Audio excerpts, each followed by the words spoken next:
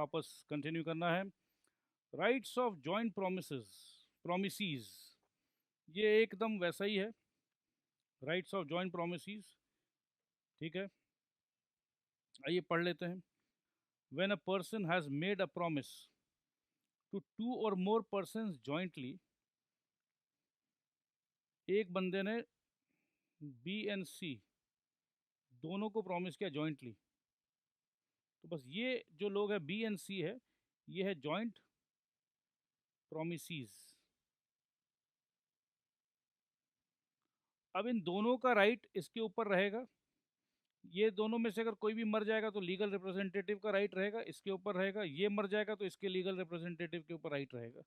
तो मेरे ख्याल से ये थ्योरी चले आ रहा है, तो शायद अगर आप इजाज़त दें तो ये हम छोड़ देते हैं। ये एग्जाम्पल मेरे दोस्त एकदम सिंपल सा है, ये जो मैंने कहा है वही लिखा हुआ है। ठीक है, तो ये छोड़ देते हैं, ये आप अपना सेल्फ रीडिंग करोगे तो भी समझ में आएगा, क्योंकि सिमिलर हमने बहुत सारे रीडिंग लगा चुके हैं। सो आइए आगे बढ़ते हैं।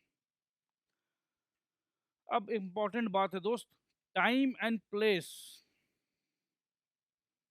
For performance of the promise.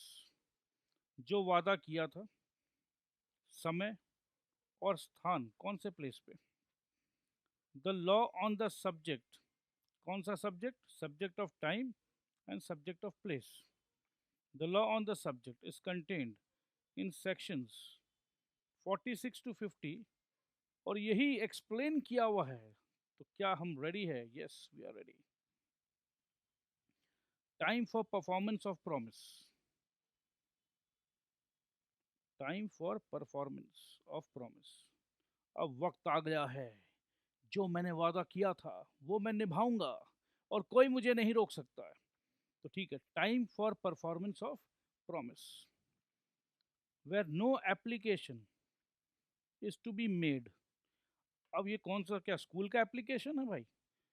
नहीं नहीं नहीं, मतलब ये है कि जैसे कि मैंने वादा किया कि मैं परफॉर्म करूंगा, बट मैंने ये कहा है कि भाई तू बस मुझे फ़ोन कर दियो या बस मुझे बता दियो, जैसे ही तू कहेगा मैं रेडी हूँ। तो जैसे तू कहेगा मैं रेडी हूँ, इसका मतलब है कि you have to apply for performance, you will apply to me that I start my performance. अब यहाँ क्या हो रहा है, time for performance to promise where no application is to be made, मतलब प्रोमिसी प्रोमिसर से कुछ कहेगा नहीं, and no time is specified, और कुछ समय का कुछ कहा भी नहीं। तो क्या होगा, देखो क्या होगा। Where by the contract, contract तो हो गया जी ए और बी के बीच में। A promisor is to perform his promise, promisor को अपना प्रॉमिस परफॉर्म करना है, मगर प्रोमिसी उसे याद नहीं दिलाएगा।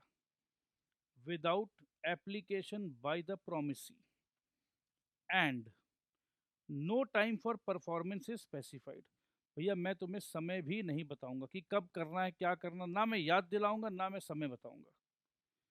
The engagement must be performed with in a reasonable time. भाई वादा तूने किया था, ठीक है, अगर तेरा नियत साफ है तो अपना वादा निभा देना।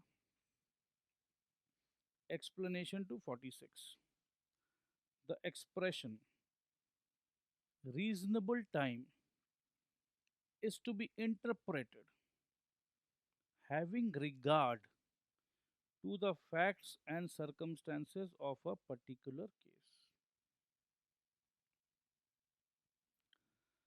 ये जो रीजनेबल टाइम है, ये किस सिचुएशन पे क्या वादा किया था उसके हिसाब से मैंने, जिस समय पे मैंने जो काम किया है, क्या वो रीजनेबल है या अनरीजनेबल है।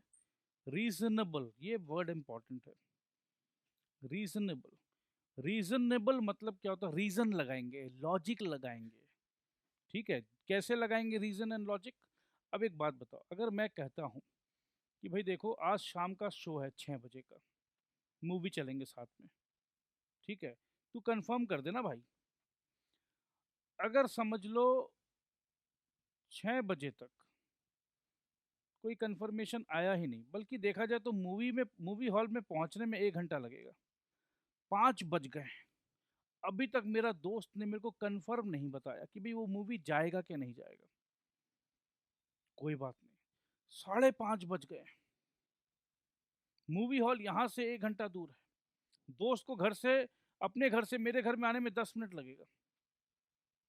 5:35 हो गए, अभी तक दोस्त ने कंफर्मेशन नहीं दिया। तो भाई मैंने भी टिकट बुक नहीं किया, कि मैं समझ गया कि ये मूवी का प्रोग्राम आज कैंसिल है। मगर 5:40 में दोस्त आके खड़ा हो जाता, अरे भाई चल। तो मेरा नहीं यार, मैंने तो टिकट बुक नहीं कर। और यार तूने कहा था टिकट बुक करा देंगे, चलेंगे। तो मैंने तो कहा था भाई तू कंफर्म कर।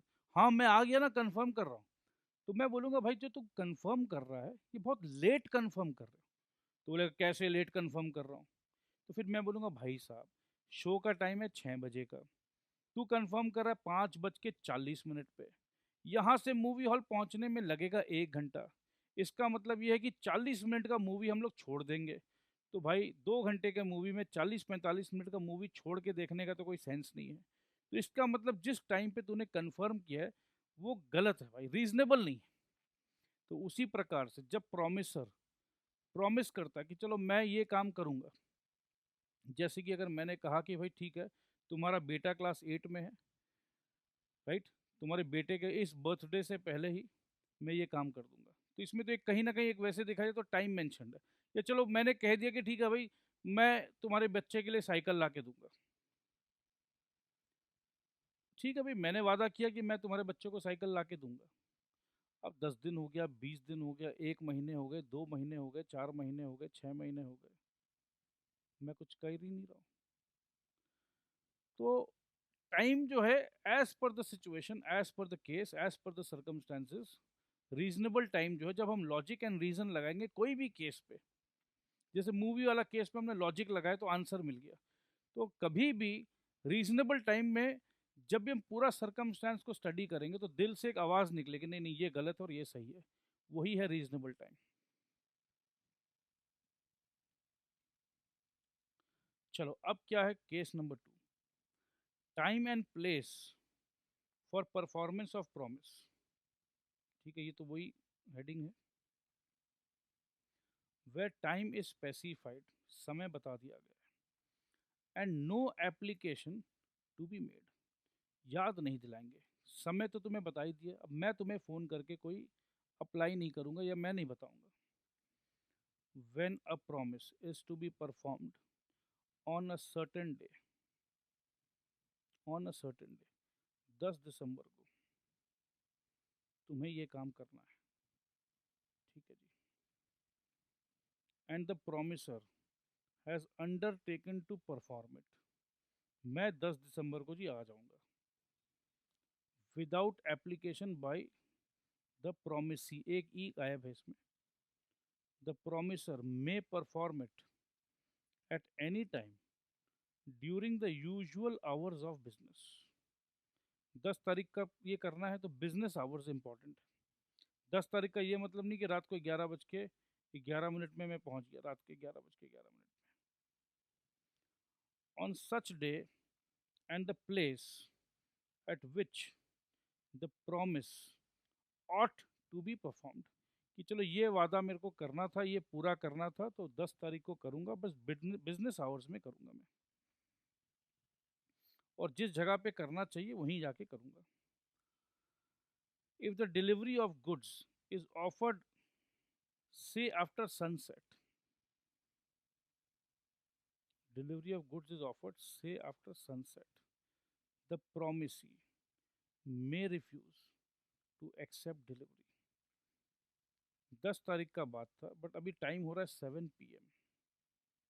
जनरली 6 o'clock के बाद, मोर और लेस 6 to 6:30 के बाद इंडिया में तो सनसेट हो जाता है। The promisee may refuse to accept delivery for the usual business hours are over, क्योंकि बिजनेस आवर्स खत्म हो गए।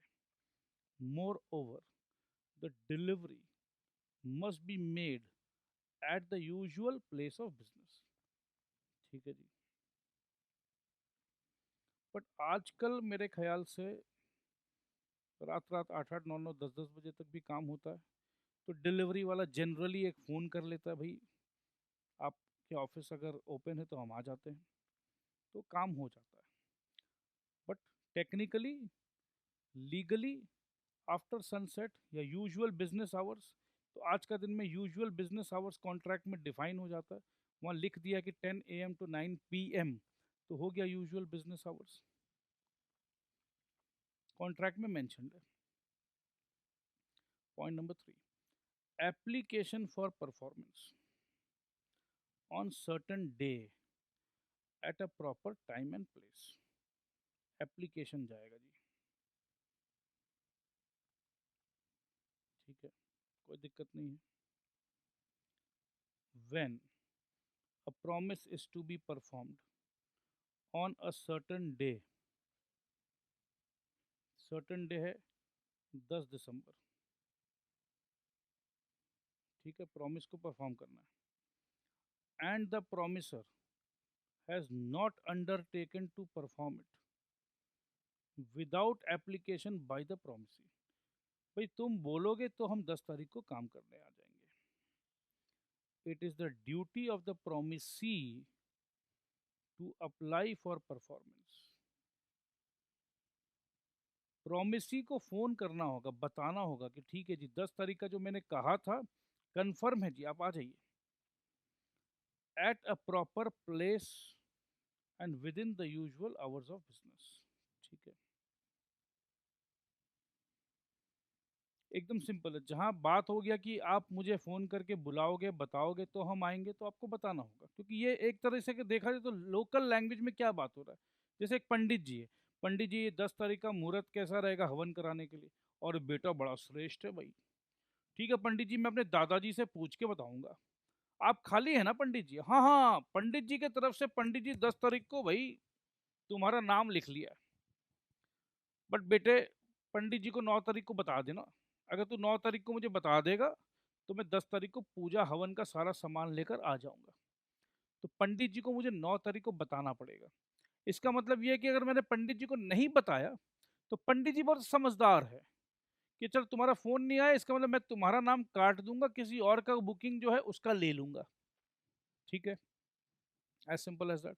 तो एप्लीकेशन मुझे डालना था, मैंने बात करके रखा है, मैंने समय भी बता दिया, टाइम भी बता दिया, बट फिर भी पंडित जी ने कहा भाई तुम्हें वापस से फोन करके रिकन्फर्म करना होगा। Explanation 48 states that the question what is the proper time and place is in each particular case a question of fact। Her situation पे जो जो फैक्ट है वो अपने आपस में वो लोग तय कर लेंगे, हमें इतना दिमाग लगाने का दरकार नहीं है। Place for the performance of promise, किस जगह पे ये काम करना है। Where no application to be made and no place fixed for performance.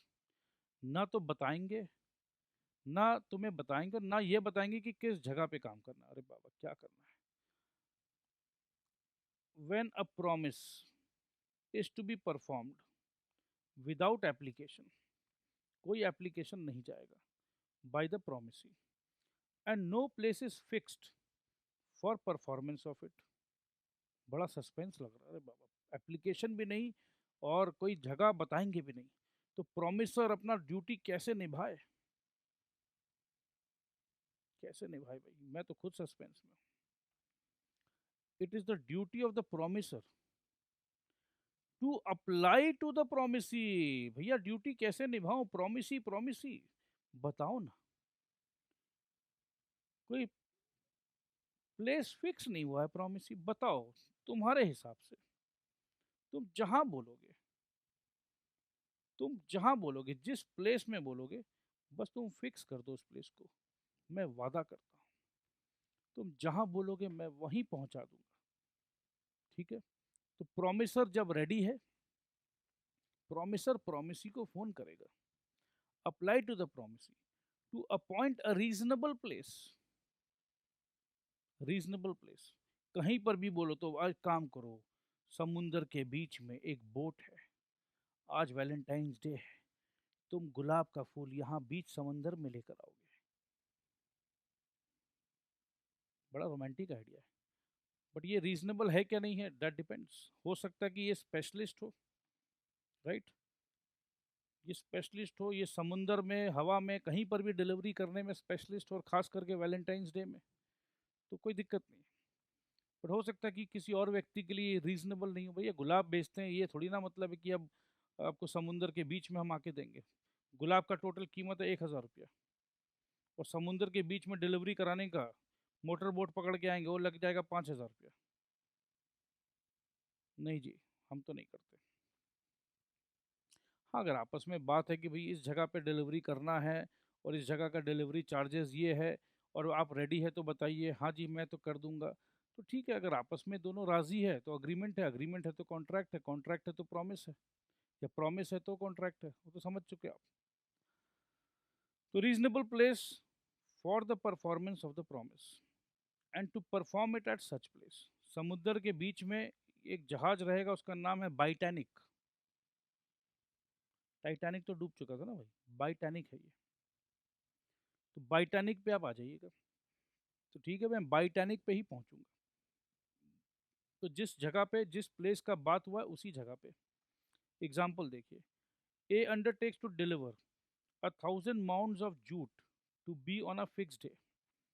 ये 10 तारीख को आपको माल मिल जाएगा, 10 तारीख को। तो डेट तो फिक्स होगी, अब कहाँ देना है, लेट्स से कैलकाटा। अब कैलकाटा या दिल्ली, दिल्ली में कहाँ देना है, तो बता दीजिए एड्रेस।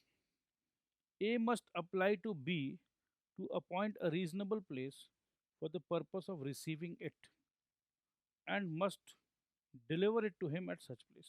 भैया आपका माल रेडी है साहब, बताइए डिलीवरी कहाँ कराऊँ, ऑफिस में कराऊँ, घर पे कराऊँ, गोडाउन में कराऊँ, हो सकता है आपके 4-5 ऑफिस के एड्रेस हो।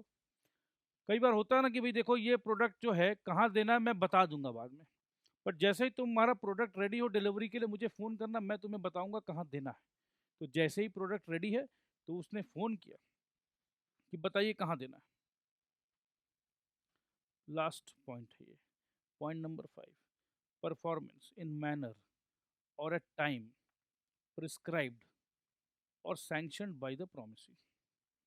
परफॉर्मेंस इन मैनर और एट टाइम प्रिस्क्राइब्ड, किस मैनर में आपको परफॉर्म करना वो हम बताएंगे, किस समय में परफॉर्म करना वो भी हम बताएंगे, ठीक है। Sanction bye the promisee, the performance of any promise may be made in any such manner or at any time which the promisee prescribes or sanctions। कोई दिक्कत नहीं है, हमें तो वादा पूरा करना। आप बताइए आपकी खुशी किस में है, आप जैसे खुश हो हम वैसे ही करने के लिए तैयार हैं, मगर रीजनेबल होना चाहिए।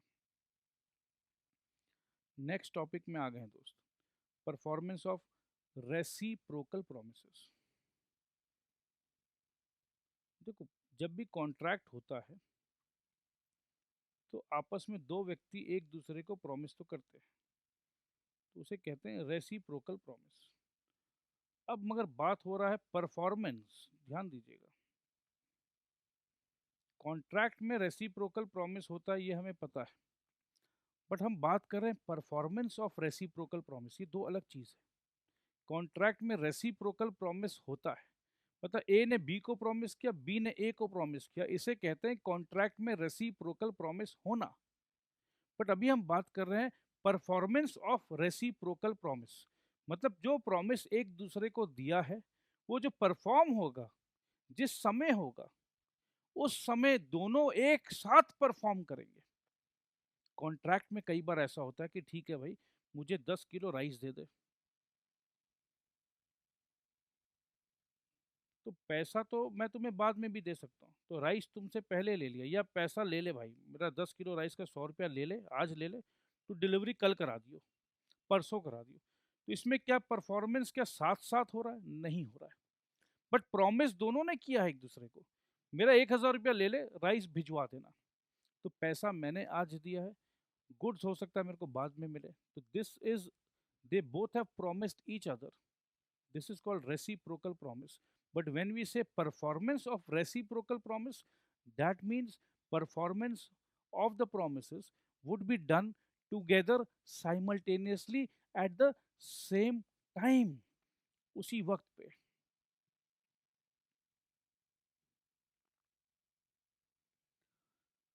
उसी वक्त पे होगा भाई। बड़ा रोमांटिक सीन याद आ रहा है मेरे को, मैं रह नहीं पा रहा हूँ, बताना पड़ेगा। अब जैसे प्रपोजल चल रहा है, लव स्टोरी चल रहा है भाई, डार्लिंग आई लव यू, तो the boy hugs the girl, he kisses the girl, and the girl also kisses the boy, yes I also love you. तो देखो एक साथ हो रहा है, तो तुम यही समझ लो कि परफॉर्मेंस ऑफ रेसिप्रोकल प्रॉमिस जो है वो यही सिचुएशन है जहां दोनों लवर्स एक दूसरे को एक ही मोमेंट पे कन्फेस कर रहे हैं कि yes I love you and I love you too. तो ये है रेसिप्रोकल प्रॉमिस का परफॉर्मेंस। तो आइए देखते हैं। The law on the subject is contained in section 51 to 58। The provisions thereof are summarized below. चलिए, promiser not bound to perform, promiser not bound to perform unless reciprocal promise ready and willing to perform। तो होता ही है भाई, पहले तुम आई love you बोलो तो मैं आई लव यू बोलो, नहीं नहीं पहले तुम, नहीं नहीं पहले तुम, नहीं नहीं पहले तुम, होता है ना ऐसा। तो भाई पहले तुम अपना काम करो तो मैं अपना काम करूं। तो अगर तुम मुझे आई लव यू नहीं बोलोगे तो जाओ, मैं भी नहीं कहती।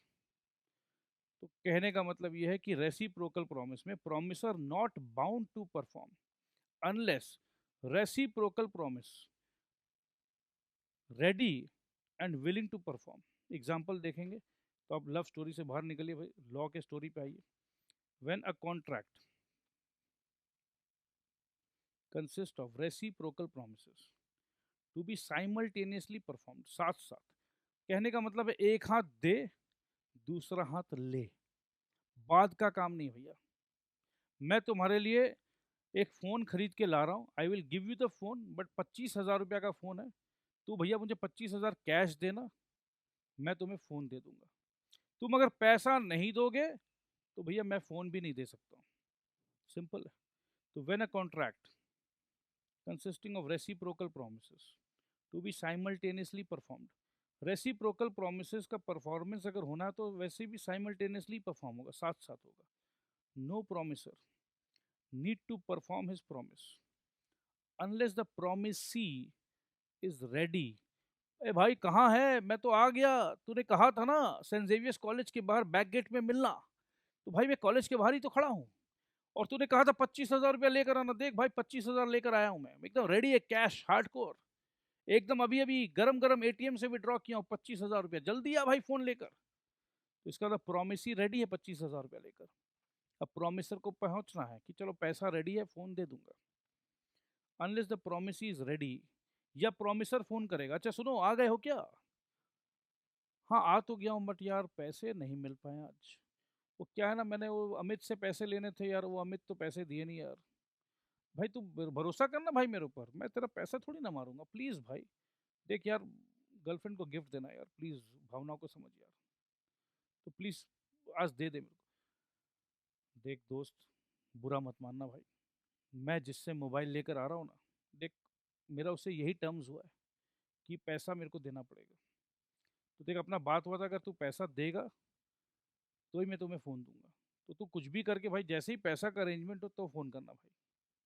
तो इसका मतलब क्या है कि प्रॉमिसी के पास पैसा नहीं था, तो प्रॉमिसर ने कहा भाई तेरे पास पैसा नहीं तो जा, मैं तुम्हें फ़ोन भी नहीं देता, इतना सिंपल सा बात है। चल ठीक है भाई रखता हूँ, तेरा फ़ोन का वेट कर रहा हूँ।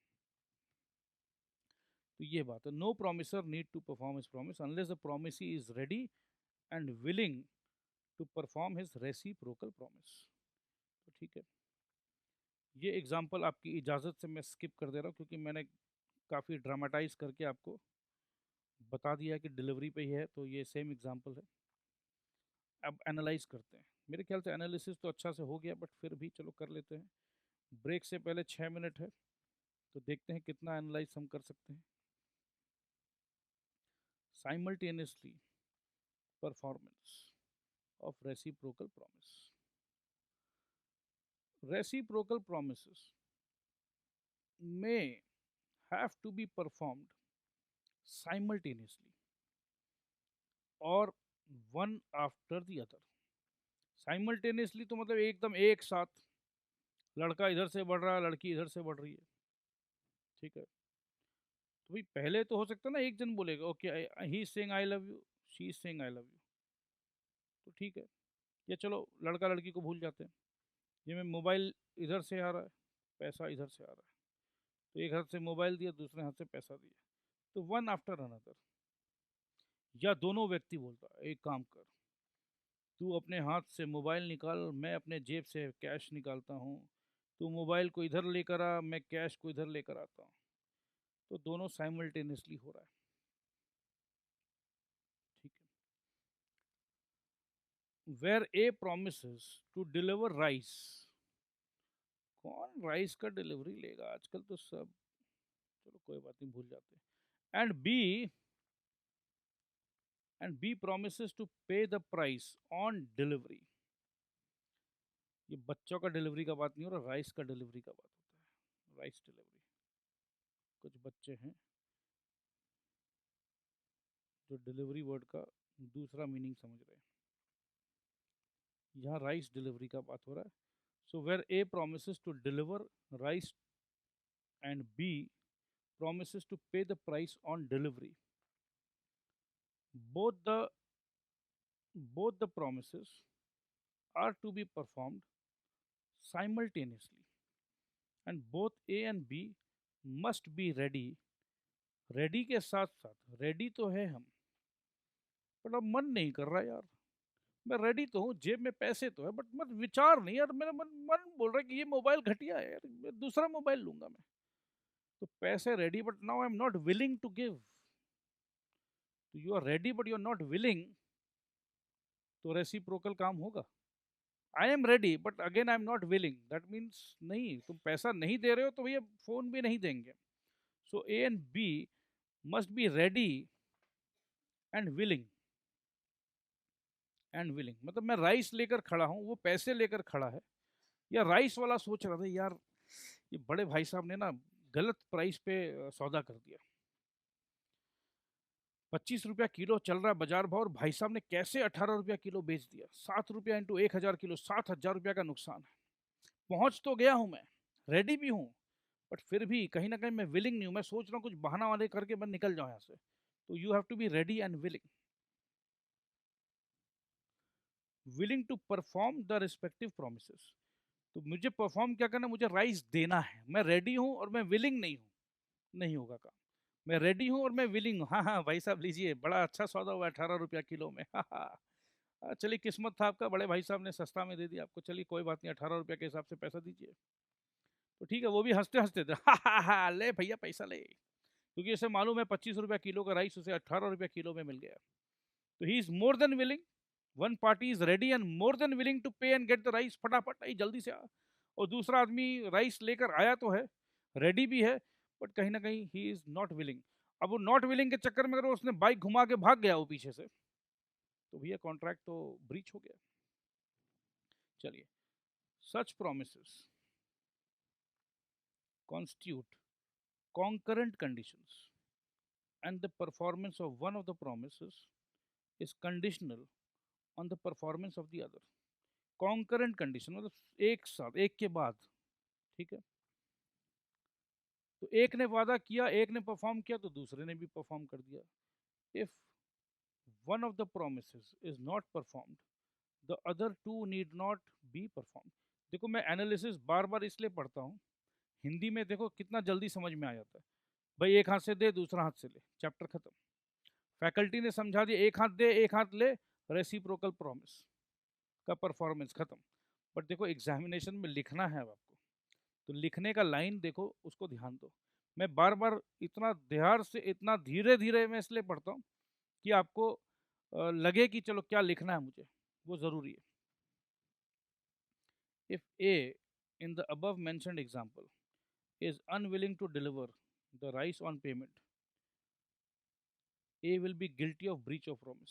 अब देखो ए अनविलिंग है, पैसा लेकर सामने खड़ा हुआ, बट मैं अनविलिंग हूँ, भाई साहब ने गलत ऑर्डर पे राइस दे दिया, मैं देना नहीं चाहता, तो ये ब्रीच होगा, breach of promise, and the breach would relieve B of the obligation to perform his promise, भाई तू राइस नहीं दे रहा तो मैं पैसे नहीं दूंगा, तो अब राइस अगर मैं नहीं दूंगा तो भाई वो पैसा भी नहीं देगा, और वो ऑब्लिगेशन से फ्री हो जाएगा।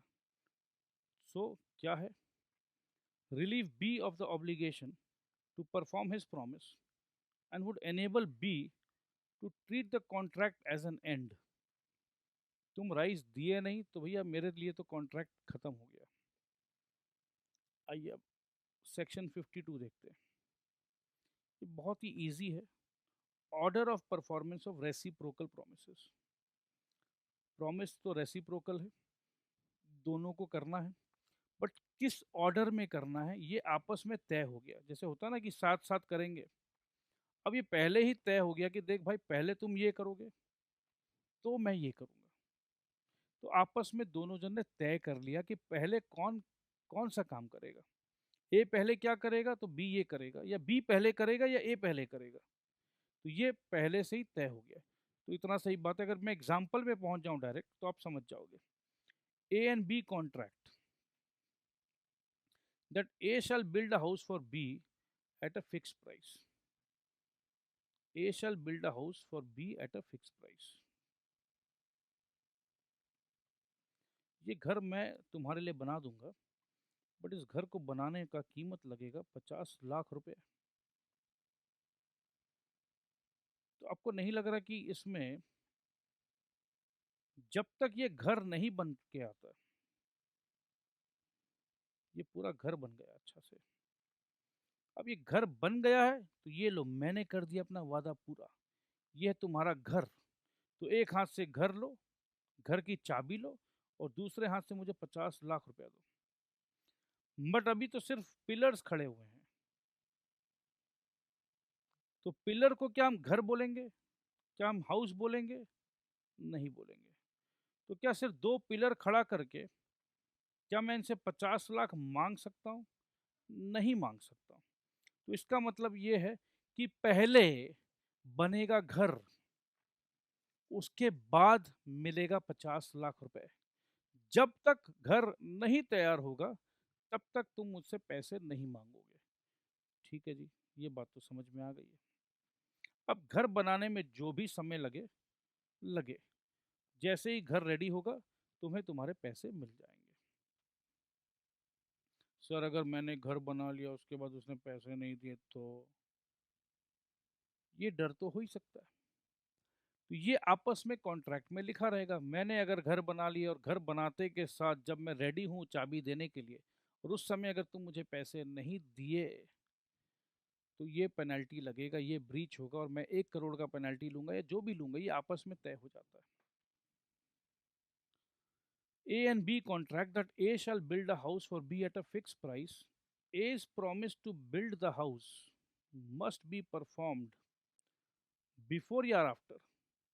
बिफोर। पहले ए बनाएगा घर, उसके बाद प्रॉमिस बी पूरा करेगा। Before B is promise to pay for it. तो ये मेरे ख्याल से बात एकदम क्लियर है। एनालिसिस पढ़ते हैं। ये चलो इसके ऊपर वाला पहले पढ़ लेते हैं। When the order of performance of reciprocal promises, when the order of performance, order मतलब 1 2 3 ऑर्डर, ठीक है। When the order of performance of reciprocal promises is expressly fixed in the contract. Expressly मतलब एकदम चीख चीख कर, चिल्ला चिल्ला के, पुकार पुकार के हमने ये बात एकदम क्लियर कर दिया था कि भाई पहले आप बनाएंगे घर, उसके बाद हम आपको देंगे पैसा। तो ये बात एकदम तय है। Expressly fixed by the contract, they shall be performed in that order. ये नहीं कि अब मैं पहला पैसा मांगना शुरू कर दूं, तो उसी ऑर्डर में परफॉर्म होना होगा। And where the order is not expressly fixed by the contract. अब ये फिक्स नहीं है, नॉट फिक्स्ड, ध्यान दीजिएगा, not expressly fixed, they shall be performed in that order which the nature of the transaction requires. आमतौर पे क्या देखा जाता है? आमतौर पे ये देखा जाता है कि बिल्डर पहले घर बनाता है, उसके बाद पैसा मांगता है। तो ठीक है, अगर आमतौर पे ये है तो ये है। तो जो भी सिचुएशन आमतौर पे देखा जाता है वैसा ही होगा ऑर्डर। अब जैसे पिज्ज़ा का ऑर्डर हमने प्लेस कर दिया फ़ोन पे, आम तौर पे ये देखा जाता है कि पिज्ज़ा वाला आता है, टिंग टोंग, पिज्ज़ा, तो वो डिलीवर करता है और मैं संग-संग उसे पैसे दे देता हूँ। आम तौर पे तो यही प्रैक्टिस चल रहा है, तो फिर क्या दिक्कत है? उसी हिसाब से जैसा ऑर्डर होता है, जो सिचुएशन तय है, अब समझ लो पिज्ज़ा वाले ने एकदम डिसिप्लिन बना दिया कि भई बहुत लोग गलत-गलत ऑर्डर दे देते हैं, हमें बुला लेते हैं और उसके बाद पैसे नहीं देते हैं। तो भई अब तो डिसिप्लिन ये हो गया कि अगर आपको पिज्ज़ा का ऑर्डर देना है तो पहले आपको पैसे ट्रांसफ़र करने होंगे। पहले पैसा बाद में पिज्ज़ा। ये एकदम डिसिप्लिन बन गया, ये एकदम तय हो गया बाज़ार में। तो फिर कोई उपाय नहीं है, फिर पहले अच्छा भैया पिज़्ज़ा का ऑर्डर लीजिए, ये इतना बिल हुआ पेटीएम कर दीजिए, पेटीएम, तो पेटीएम कर दिया हमने। हमारे पास मैसेज आ गया कि आपका ऑर्डर कन्फर्म है, डिलीवरी आ रहा है, चल रहा है। आजकल तो बहुत ईज़ी हो जाता है, you can track everything. The order of performance, पहले कौन पैसा देगा या पहले कौन पिज़्ज़ा देगा? The order of performance may sometimes be indicated not expressly but by the nature of the transaction. बोलने का दरकार नहीं, सबको पता है भाई पिज्ज़ा का ऑर्डर देना तो पहले पैसा जमा करना पड़ता है, सबको पता है। फॉर एग्जांपल, या प्लेन का टिकट लेना तो भाई पहले हम पैसा दे के प्लेन का टिकट ले लेते हैं एडवांस में, पैसा तो भैया प्लेन वाला पहले ही ले लेता है। उसके बाद जिस दिन का टिकट होता है वहाँ बैठेंगे प्लेन पे तो वो हमें उड़ा के दिल्ली ले जाता है, कलकत्ता टू दिल्ली। तो ये पहले से ही पता है कि ऑर्डर ऑफ परफॉर्मेंस क्या है। ठीक है जी। For example, A and B contract, but ये प्लेन का जो एग्जांपल दिया ना दोस्त, वो रेसिप्रोकल परफॉर्मेंस नहीं है।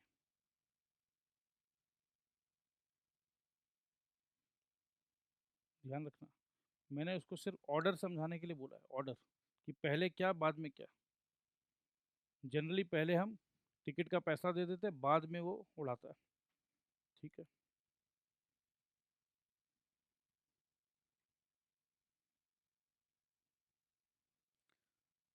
फॉर एग्जांपल,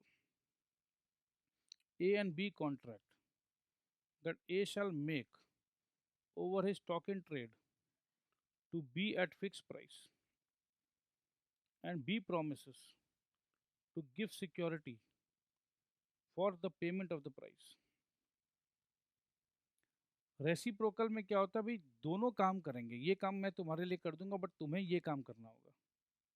ठीक है, साथ साथ करेंगे, कॉन्करेंट करेंगे। ठीक है, तो ध्यान रखिएगा। तो एक बोल रहा है बी को, A shall make over his stock on trade to be at a fix price, कि चलो मेरे पास ये इतना जो शर्ट्स रखा हुआ है, मैं सारा शर्ट्स तुम्हें 200 रुपया पीस करके लगा देता हूँ। मैं बताता हूँ कितना पीस है मेरे पास, मुझे ये बिजनेस वाइंड ऑफ करना है, मैं सारा स्टॉक इन ट्रेड तुम्हें 200 रुपया पर पीस करके दे दूंगा। तो A shall make over his stock in trade to be at a fix price, 200 रुपया पर shirt fix, and B promise to give security for payments of the price. But तुम्हें कुछ तो पैसा मेरे को देना होगा कि चलो मैं अपना सारा स्टॉक ट्रांसफ़र कर रहा हूँ, तुम मुझे कम से कम लगभग 20-25 लाख का स्टॉक होगा, एक बार मुझे सिक्योरिटी के तौर पे 5 लाख रुपया ट्रांसफ़र करो। तो मैं अपने बाकी पार्टनर को कहूँगा कि हाँ भाई ये डील हम कर रहे हैं। तो एक तरह से बात क्या होगा, कॉन्करेंट, भाई मैं तुम्हें ये दे दूंगा पर तुम मुझे ये दे देना तुरंत। अब अगर समझ लो ऑर्डर का बात हो रहा है, ऑर्डर ऑफ परफॉर्मेंस, मैं स्टॉक दूंगा तुम्हें मगर पहले तुम मुझे 5 लाख रुपया एक बार सिक्योरिटी मनी देना। अब अगर समझ लो 5 लाख रुपया नहीं देता है, भाई तूने तो पैसे दिए ही नहीं, तो मैं बेवकूफ़ हूँ जो तुम्हें अपना स्टॉक ट्रांसफ़र कर दूँ। ठीक है, तो ऑर्डर क्या तय हुआ, तू मुझे एक बार 5 लाख सिक्योरिटी भिजवा, राइट। जैसी तरह सिक्योरिटी मनी आएगा मैं पूरा तेरे को एक एस्टिमेट करके कैलकुलेशन करके भेजता हूँ कि टोटल इतना आया, बट तुम ये डील करना चाहते हो तो कम से कम एक बार 5 लाख रुपया भिजवा। तो B promise to give security for the payment of the price. A's promise to make over his stock need not be performed until the security is given For the nature of transaction requires that A should have the security from B before he delivers the stock. क्योंकि भाई पहले तो security मांगता ही है, ऐसे में कैसे सारा का सारा स्टॉक तेरे को डिलीवर कर दूँ? तो ये ऑर्डर तय हो गया। Liability of party preventing event on which the contract is to take effect. तो देखो अब एक पार्टी क्या है, प्रिवेंट कर रहा है। चलो देखते हैं। When a contract contains reciprocal promises, तू ये कर मैं ये करूँगा, and one party to the contract prevents the other from performing his promise. अरे भाई मैं तो रेडी हूँ, तू मेरे को करने क्यों नहीं दे रहा ये काम? गलत बात है भाई, ठीक है? तो तू मुझे करने नहीं दे रहा, इसका मतलब है कि भाई तू मेरे को पैसा भी नहीं देना चाहता। भाई मैं तो रेडी हूँ, मैं रेडी हूँ, बात हो गया, तय हो गया, सब कुछ हो गया। भाई जैसे तुमने गाड़ी बुक कर लिया, भाई गाड़ी वाला मुझे कैलकाटा टू आसनसोल जाना है, अब मैं गाड़ी लेकर खड़ा हूँ यहाँ पर, राइट? मैं गाड़ी लेकर खड़ा हूँ, अब मैं गाड़ी लेकर खड़ा हूँ और तू मेरे पास आ ही नहीं रहा अपने घर से, तो मैं तुम्हें ज़बरदस्ती थोड़ी ना लेकर आ सकता हूँ यार, कि नहीं नहीं अब आपको आसनसोल चलना ही पड़ेगा। मैं तो अपना पार्ट करने के लिए रेडी हूँ। भाई यहाँ से आसनसोल जाना है, जैसे ही आसनसोल पहुँचेंगे मैं तुम्हें 2,000 रुपया दे दूंगा, मैं ड्राइवर हूँ, तो मैं तो रेडी हूँ, राइट? बट आप आ नहीं रहे हो, तो basically you are preventing me to do my part of promise. भाई बात हुआ था ना, तय हुआ था कि भाई संग संग चलो, अभी तुम ये करोगे तो मैं ये कर दूंगा, तो यही बात समझना है। तो when a contract contains a reciprocal promises and one party to the contract prevents the other from performing his promise, the contract becomes voidable at the option of the party so prevented. भाई तू नीचे नहीं उतर रहा है, चलो भाई कोई बात नहीं, मैं तो चला, मैं अपना गाड़ी लेके भाग गया, कॉन्ट्रैक्ट कैंसिल, ठीक है? बट क्या सिर्फ कॉन्ट्रैक्ट कैंसिल करने से वो ड्राइवर मान जाएगा? ड्राइवर चिल्ला चिल्ली करेगा। मैं अपना सारा काम छोड़कर आपके साथ आसनसोल जाने के लिए तैयार हुआ, मेरा तो वो काम करता, मैं बच्चा का स्कूल ड्यूटी करता हूँ, आपके लालच में मैं यहाँ आ गया कि चलो 400 रुपया का एक्स्ट्रा कमाई होगा, वो कमाई भी मेरा चला गया। तो इसका मतलब जो मेरा नॉर्मल कमाई डेली 700 रुपया का होता था, वो भी चला गया। तो आप मेरा जो नुकसान हुआ भाई साहब वो तो मुझे दीजिए।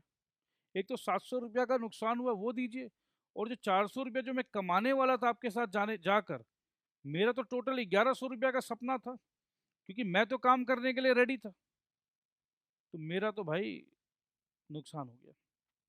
मतलब आपके साथ जाता मैं तो 1100 रुपया मिलता, समझिएगा बात को।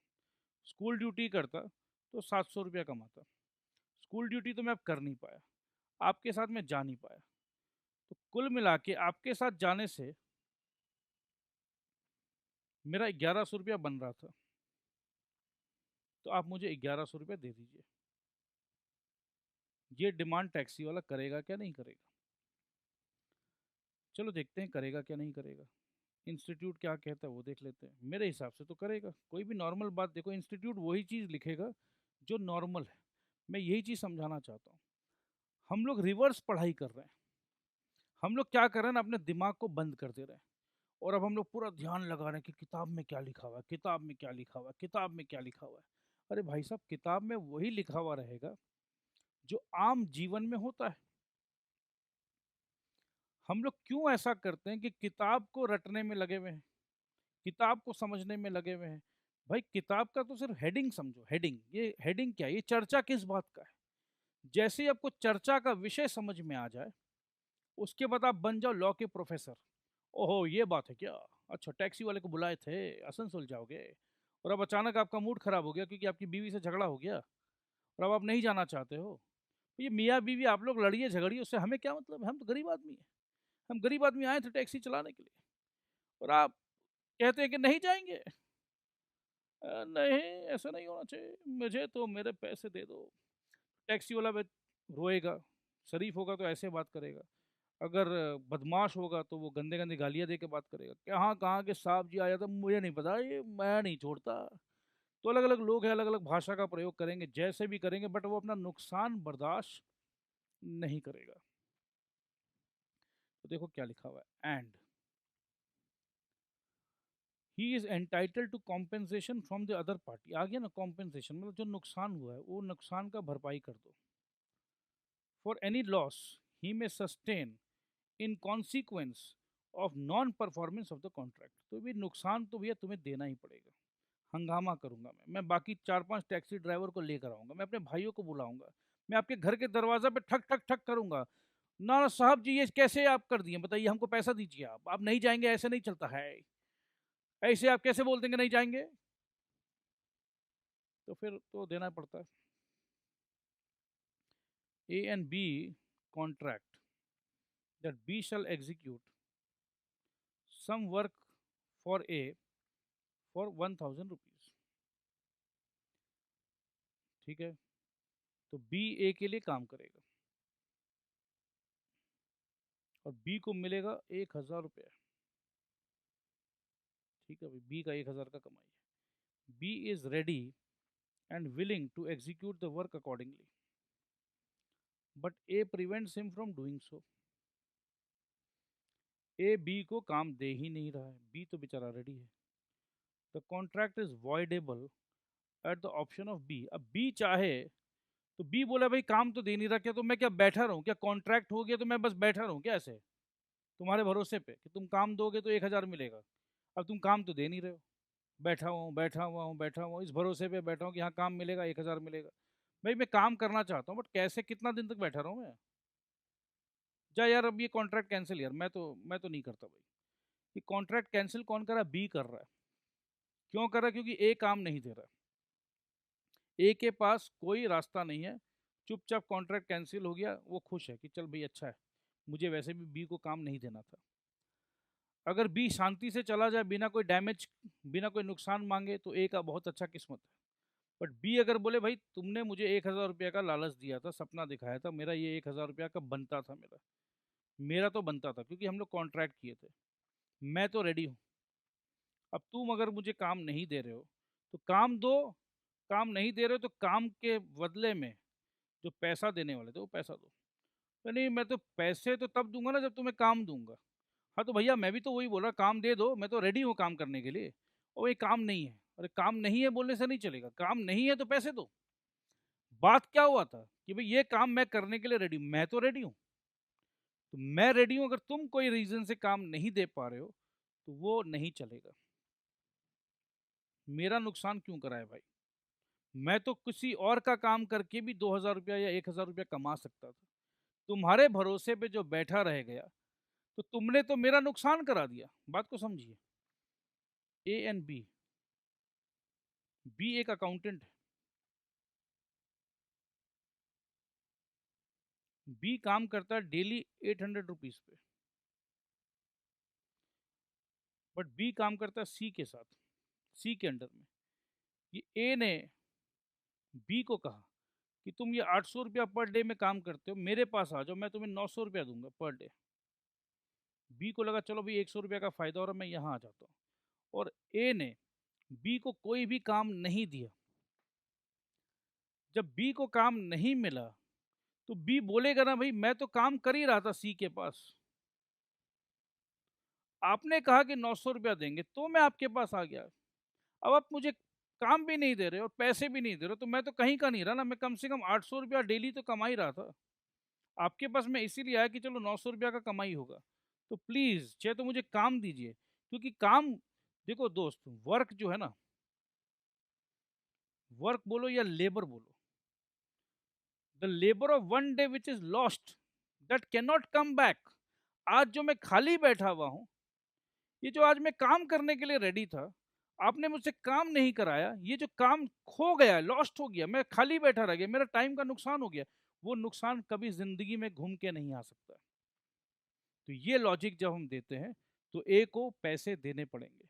अगर ए ये बोलता है देखो तुमने काम तो किया ही नहीं, जब तुमने काम किया ही नहीं तो पैसे किस बात के। क्या ये बात क्लियर है। बी बोलेगा मैं तो काम करने के लिए रेडी था, मैं तो मेहनत करने के लिए रेडी था, तुमने मुझसे मेहनत नहीं करवाया तो मेरा मेहनत तो बेकार चला गया बिना कुछ किए। चलो मैंने मेहनत नहीं भी किया तो आज का दिन तो चला गया। I hope you get it. And if he elects to rescind it मतलब cancel it, he is entitled to recover from a compensation for any loss which he has incurred by its non performance. So I hope it is clear.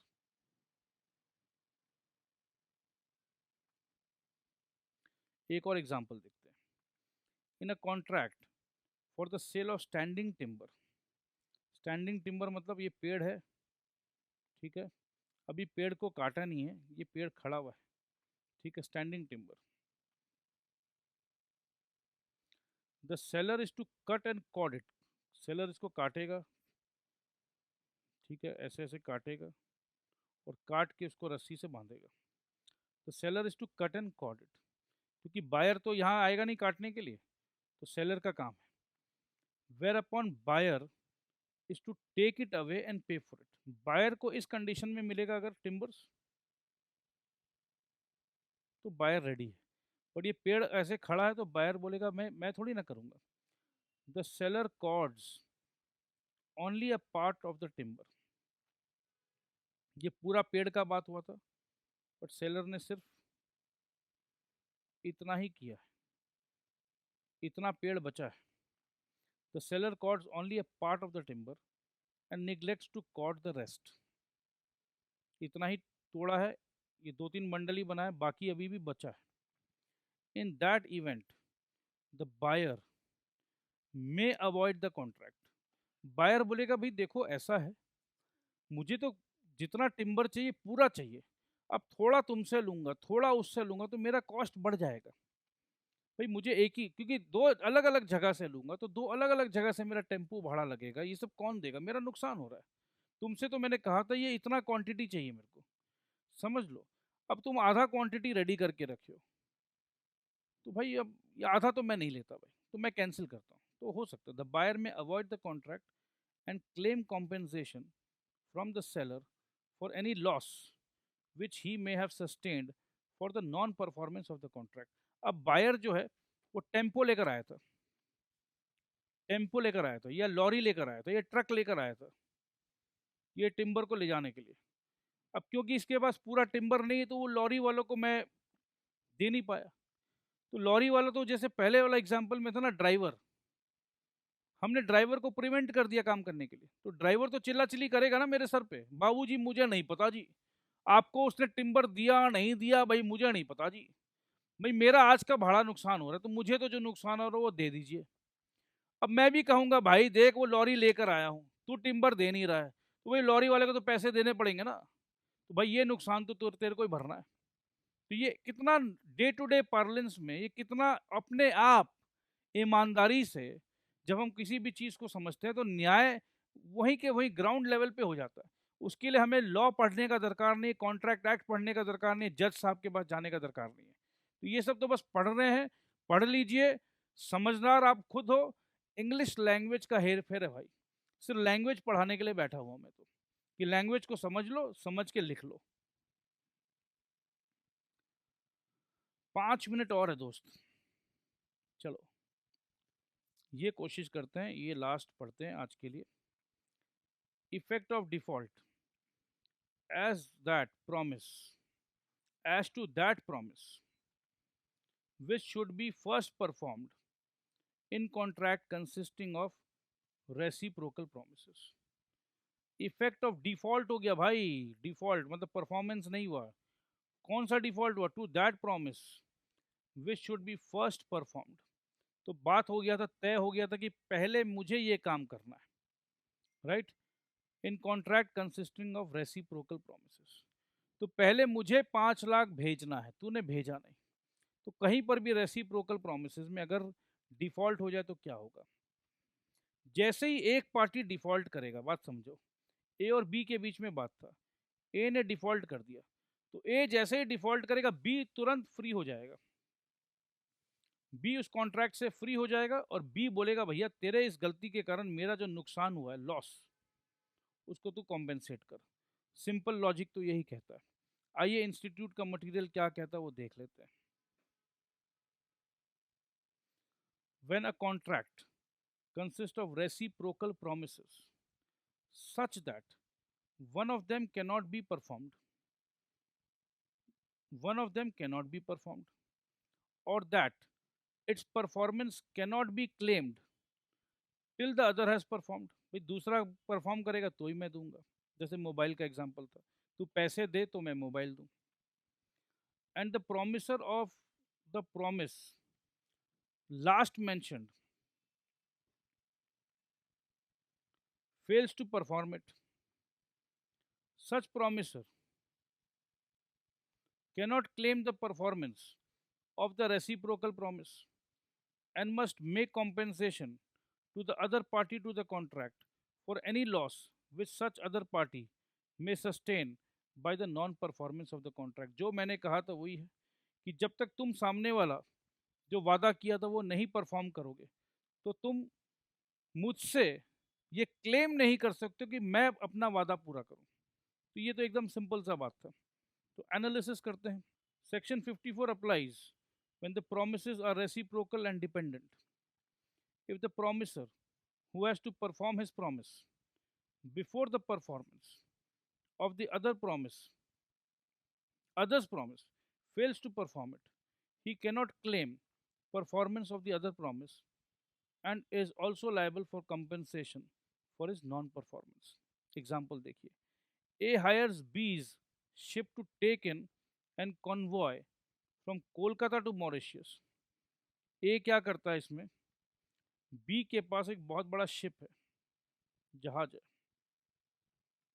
ए इस ship को higher कर लेता है।